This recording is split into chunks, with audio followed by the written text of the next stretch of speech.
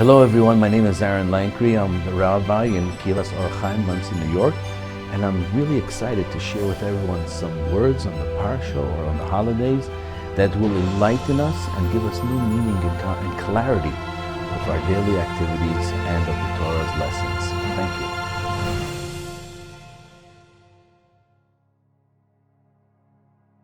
Parshat Metzora seems to be so negative and so down, depressing when a person gets the blemishes and has to be put out of the encampment of the Jewish people. But there's something positive to the Metzora experience. And that's like in the Goyim Batim, when a person has tzoras on his house. It's good fortune. How? Because at some point in time, he breaks the wall, and inside the wall he finds a treasure. So how is it? How could something be so negative because we've done something so negative, and at the same time being so positive, that we find treasures, we find wealth, just because of tzarat? And it's about the person that has stuck to his principles. There are people that have principles, but don't always stick to them. And there are people that have principles and stick to their principles. And I'd like to share with everyone today the story of Hasar Mikutzi, the Count of Kutzi. Kutzi is a place in France. I don't know if I'm pronouncing it right because I'm not really good at French, but in the Jewish world, it's called the Sar Mikutzi, of Shimshon Mikutzi, from the place of Kutzi. So he was in the times of the Balei Tosfot 1200 years ago, and he was one of the authors of Tosfot on the commentary on the Talmud, and he was a genius. He was supported by his brother in order to maintain his genius and service the community. And his brother was in import-export, and his brother came to him one day. He says, "My dear brother, I've been supporting you all these years. I need your help.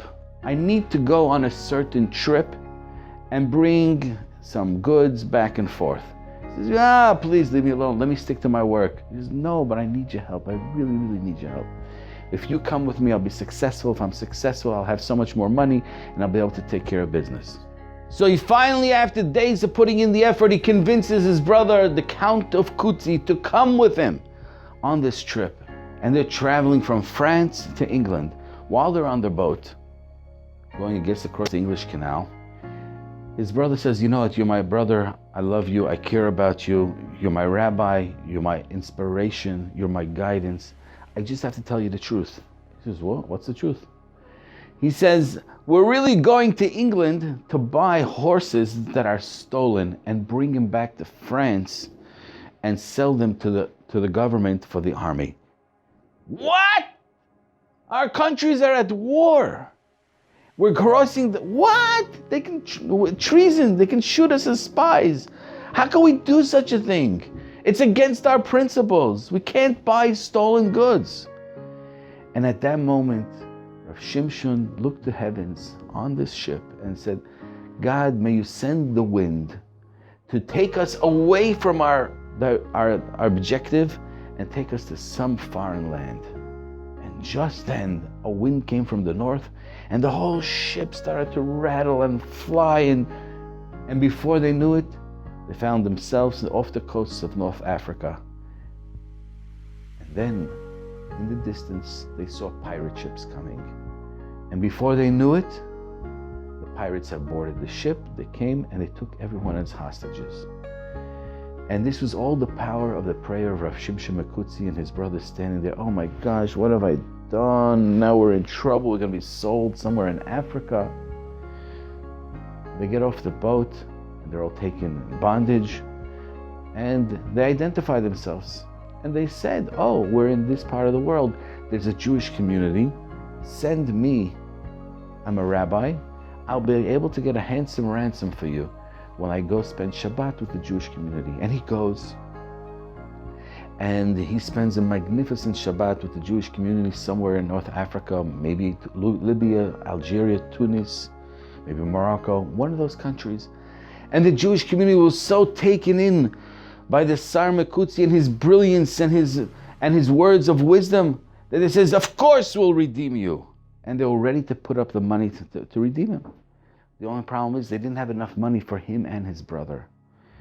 So when the representatives of the community went to meet with the pirates, which was a common business back in the day, his brother beseeched his other brother.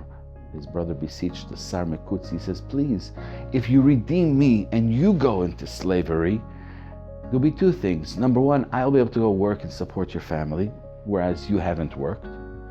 And number two, I'll get enough money also to redeem you. But if you get redeemed, how are you going to ever redeem me? No one's going to ever remember me. You could always go to the next community and they'll redeem you.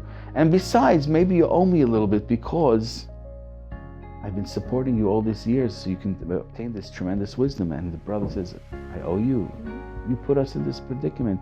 But he kept his mouth quiet and he said, for sure, redeem my brother. And he went into slavery.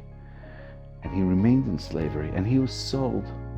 And he finds himself in these travels, ending up in Alexandria of Egypt, being a butler for some wealthy Arabian prince.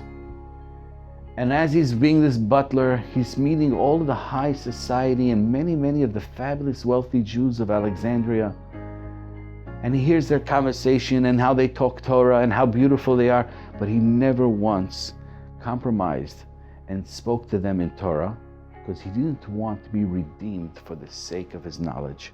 He wanted to be redeemed just because he's a Jew. And he wasn't redeemed, and he remained in slavery for 12 years. And at some point, there was a war between Richard the Lionheart and Salah ad-Din from Syria. And the showdown of the battle was taking place in northern parts of Israel. And this young prince sent a message to Richard the Lionheart that I'm fabulously wealthy and I'm coming to the city of Akko and I'm going to convert to Christianity, me and all of my friends, and we're going to join you in your effort to destroy Salah ad-Din in the process. And now this Rav Shimshon Mekutzi is hearing the entire conversations and he hears what's going on. And really it was a ploy to convince Richard the Lionheart that they're going to be part of his camp. Once they're in it, they're going to attack him as a spy and kill the king of England. Rav Shimshon Mekutzi is listening to the whole event. They land in Akko. He knows their plan. They go to the hotel. While they're in the hotel, they have dinner with Richard the Lionheart and they part ways. Richard goes to his domain, to his rooms, and they plan secretly an attack while the guards were resting to kill the king. And at that point, Rav Shimshon Mekutzi went to his own domain, to his own room, and he took a rock and he took a piece of paper and he wrote in French that your life is in danger. They will attack you tonight at 1 a.m. And call your guards to protect yourself. Now, Richard the Lionheart had a son that was married to a princess from France, and he was fluent in French. He took a rock, tied it with a string and this paper, and threw it through the window of the room where Richard the Lionheart was. When it crashed through the window, the guards quickly picked up the rock. What's this? The king said, bring it to me. He unraveled it and he reads it and he says, oh my gosh, they're planning a coup. He called all his guards and he told them to hide secretly behind the doors and behind the walls. And he was totally prepared for the coup. And just then at 1 a.m., the Arabian prince came with all his guards and his army to attack and to kill Richard, but they were ready. And the King of England defeated this individual, this Arabian prince, and he saved his life. And what happened? Now he has this piece of paper written in French. Why did I get this? Who sent this to me? I need to know, because I need to say thank you to that individual. So he starts searching the entire compounds, and finally they bring the Sar Mekutzi, Rav Shimshon Mekutzi, in front of the king. And when he stands in front of the king, he makes the blessing, Shechilek mikvodo lebasav adam, that God has bestowed to you some of his honor onto a human being. They start talking in French and in English, and they start talking philosophies.